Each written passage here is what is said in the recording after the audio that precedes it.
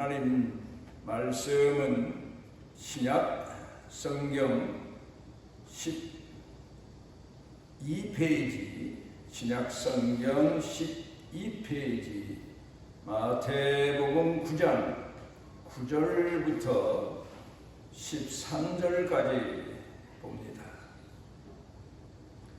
예수께서 그곳을 떠나 지나가시다가 마태라 하는 사람이 세관에 앉아 있는 것을 보시고 이르시되 나를 따르라 하시니 일어나 따르니라. 예수께서 마태의 집에서 앉아 음식을 잡수실 때 많은 세리와 죄인들이 와서 예수와 그의 제자들과 함께 앉았더니 바리새인들이 보고 그의 제자들에게 이르되 어찌하여 너희 선생은 세리와 죄인들과 함께 잡수시느냐. 예수께서 들으시고 이르시되 건강한 자에게는 의사가 쓸데없고 병든 자에게라야 쓸데있느니라. 너희는 가서 내가 긍휼을 원하고 제사를 원하지 아니하노라 하신 뜻이 무엇인지 배우라. 나는 의인을 부르러 온 것이 아니요 죄인을 부르러 왔노라 하시니라.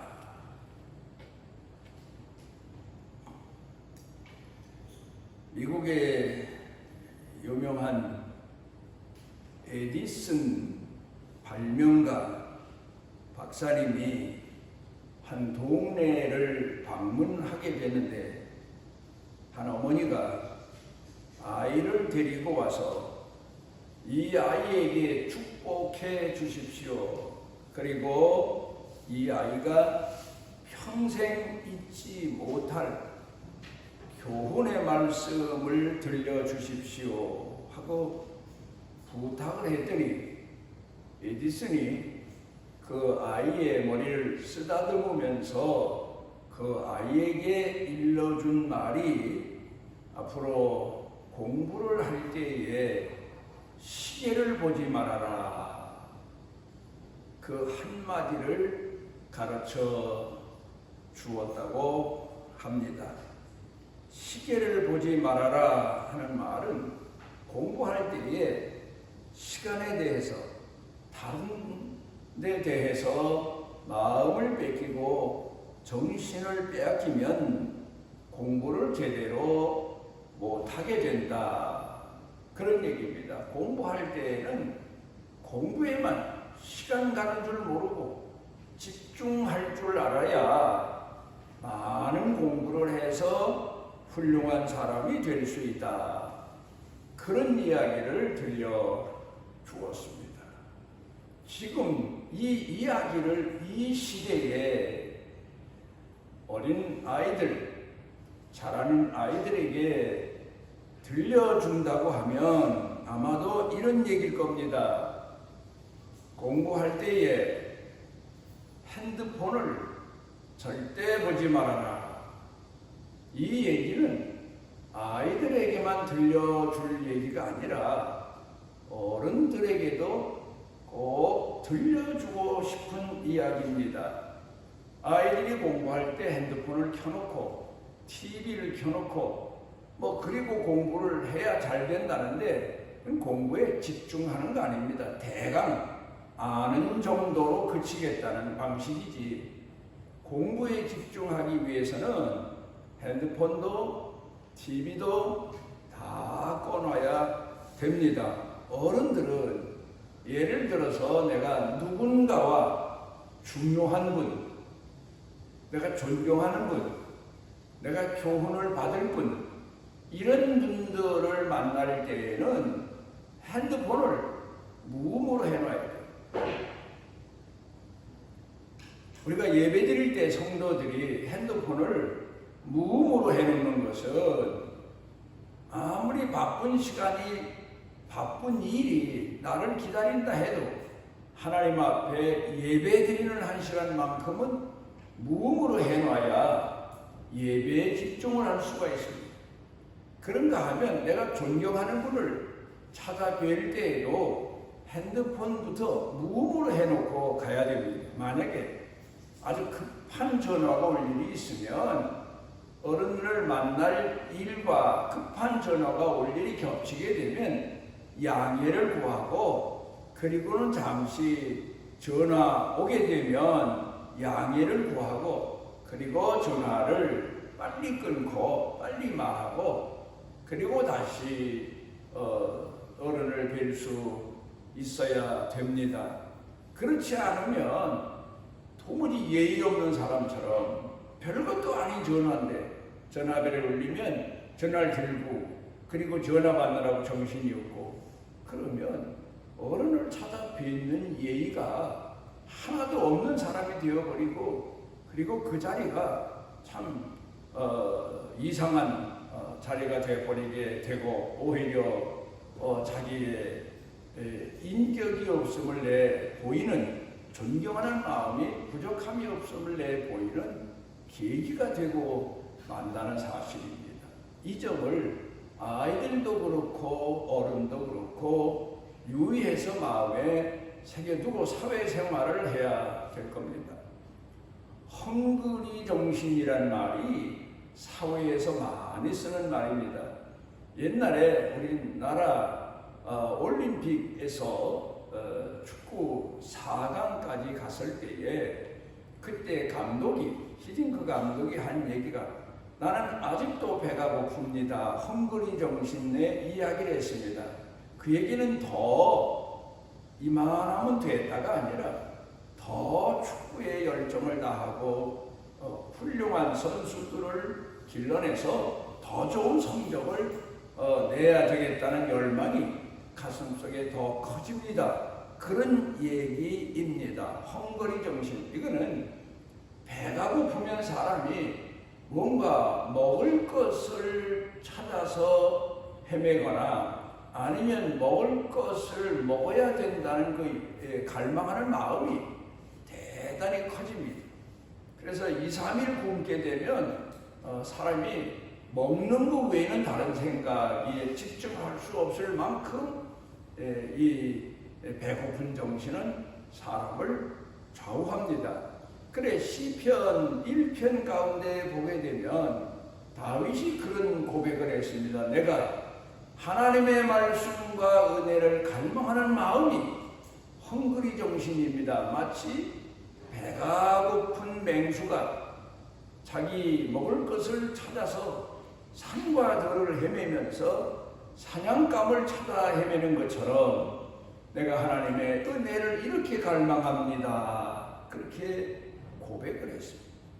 그런데 헝그리 정신이라는 정신이 시편 1편에서는 다윗은 하나님의 말씀을 갈망하고 사모하는 마음이 내게는 바로 헝그리 정신입니다. 그런 얘기를 했습니다. 그런데 오늘 성경 본문 말씀 가운데 보면 여기도 또 깊은 같은 동일한 그런 내용의 이야기가 담겨져 있습니다.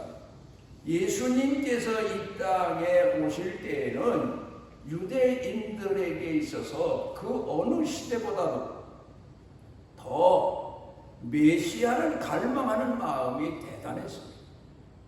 메시아 어서 오시옵소서. 약속하신 메시아여 어서 오시옵소서. 하나님이여 우리에게 메시아를 빨리 보내주시옵소서.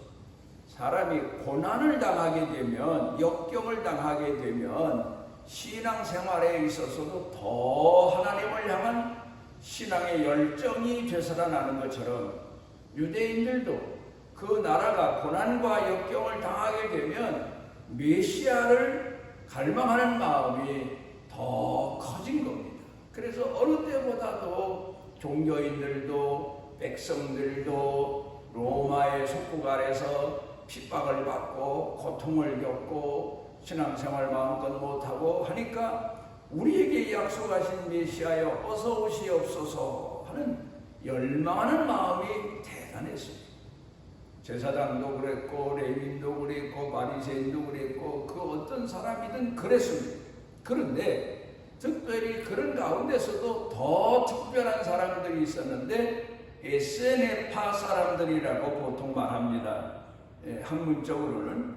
그런데 그 사람들은 메시아를 갈망하는 마음이 얼마나 열정적이었으면 자기 집을 떠나고 사회생활을 떠나고 가정을 떠나서 저 광야 들판에 나아가서 기도만 하는 겁니다. 근근히 살아가면서 마치 세례 요한이 광야에 나아가서 거기 있는 석청이나 메뚜기 이런 것을 음식을 삼고 그리고 메시아를 갈망하는 그런 마음으로 성령 충만함으로 30여 년 동안 세례 요한이 광야에서 생활했던 것처럼 그 당시에 에세네페 사람들도 그랬습니다. 그런데 참 이상한 것은 그렇게 메시아를 갈망하고 광야에 나아가서 그렇게 메시아 오시기를 소원하고 자기 일상 보통 생활을 다 포기하고 그런 마음으로 예수님을 기다렸는데 예수님은 제자들을 그 사람들 가운데에서 부르시지 않으셨다는 사실. 이걸 우리가 한번 오늘 생각해 봐야 돼. 왜 안 부르셨을까?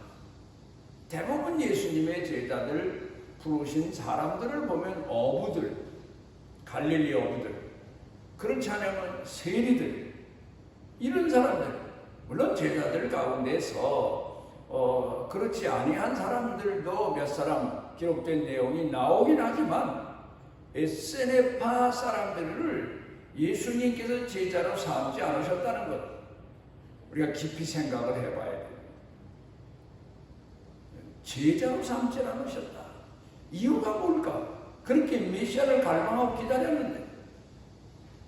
그런데 오늘 성경 본문 말씀 가운데 보게 되면 예수님께서 그 제자들을 부르시는데 죄인들, 못 배운 사람들, 또 바람과 풍랑과 싸우면서 고기 잡는 어부들, 이런 사람들을 부르신 깊은 뜻이 오늘 성경 본문 말씀 가운데 나오고 있습니다.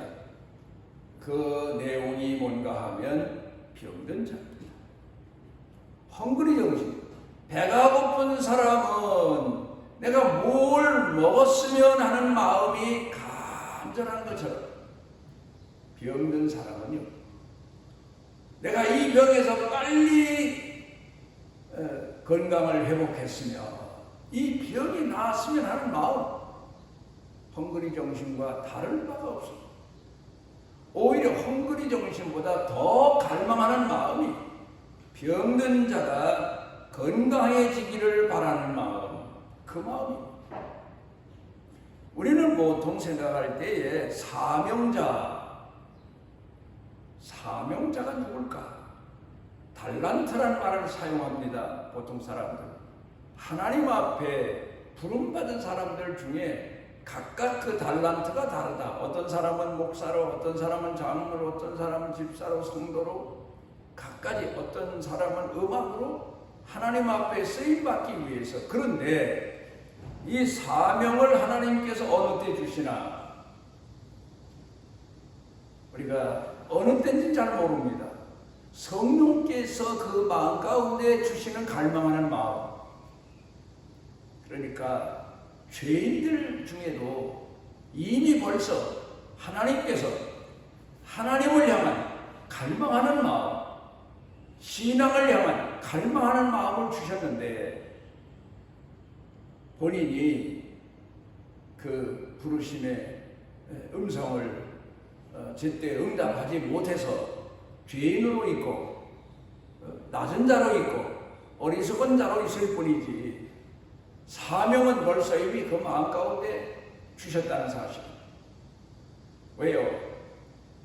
병든 사람은 하나님께서 건강한 마음과 몸을 주셨어요. 그런데 병이 들었어요.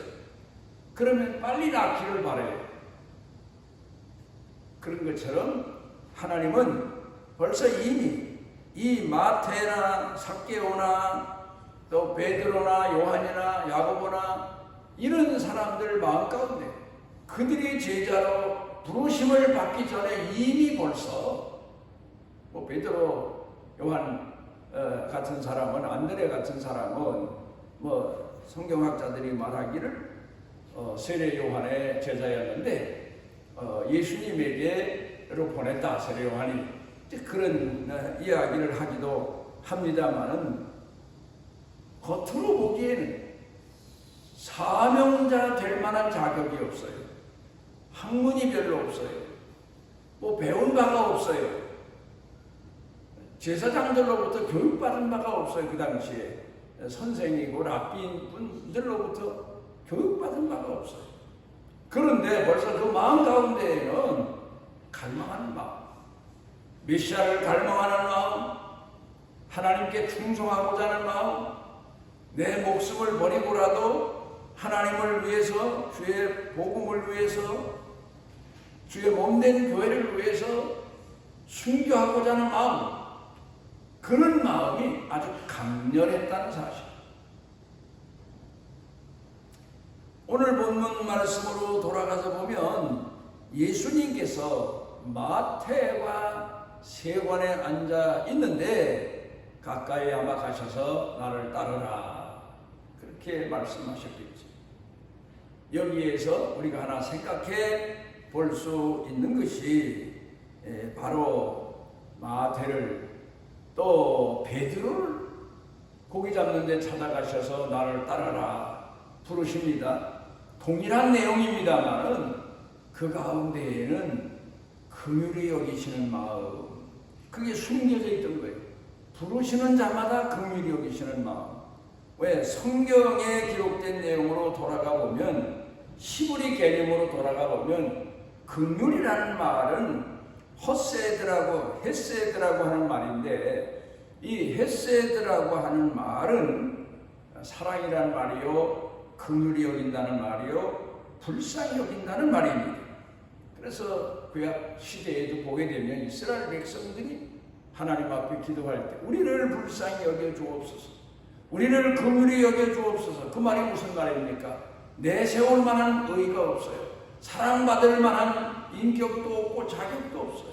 다만 불쌍히 여겨주십시오, 긍휼히 여겨주십시오, 죄인에게 긍휼하신 은혜를 베풀어 주십시오 하는 그런, 자기 자신이 죄인인 걸 알고 자기가 무지한 자인 걸 알고 자격 없는 자인 줄 알지만 하나님의 긍휼을 기다리고 갈망하는 마음입니다. 많은 사람들은 예수님 만나자마자 주여 내 병을 고쳐주십시오, 내 자식을 살려주십시오, 내 문제를 해결해 주십시오 그랬는데, 한 여인은 예수님께서 자기 자신의 소원을 거절하시자 뒤로 돌아섰거나 낙담한 게 아니고, 주여 올소이다마는 거절하심이 옳습니다. 나는 개나 다를 바 없습니다. 나는 죄인입니다. 그러나 개들도 주인의 상에서 떨어지는 부스러기를 먹나이다.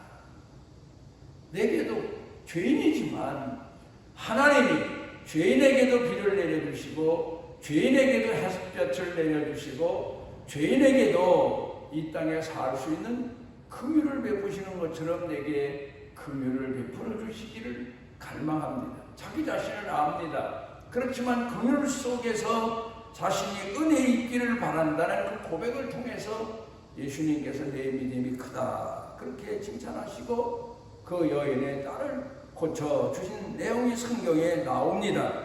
그런데 이 헤세드라고 하는 말은 사랑이요 사랑 중에서 긍휼입니다.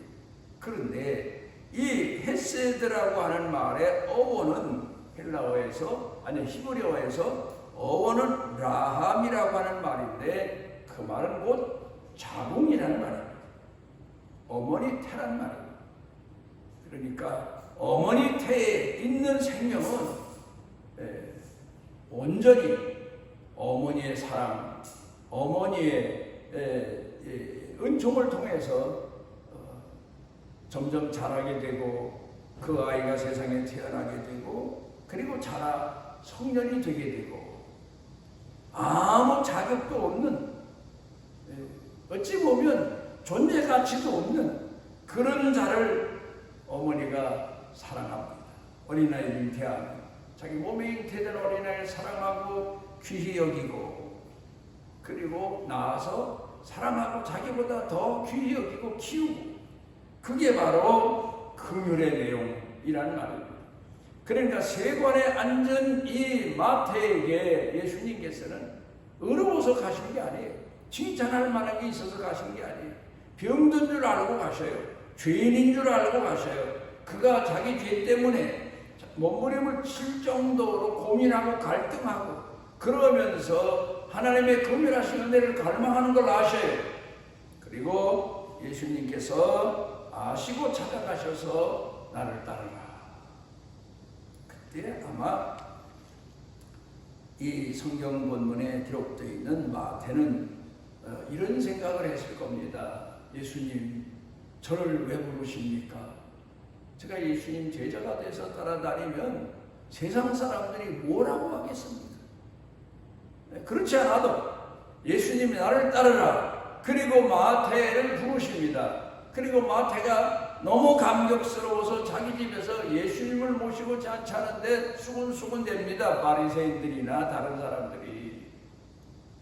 아니, 예수님은 죄인의 친구로 오셨나? 메시아라고 하면서 저 사람들로부터 저렇게 비난을 손가락질을 받고 욕을 먹는 마태를 제자로 부르시다니, 그 소리를 마태가 왜 못 들었겠습니까? 눈치라도 벌써 이미 다 알아차렸을 겁니다.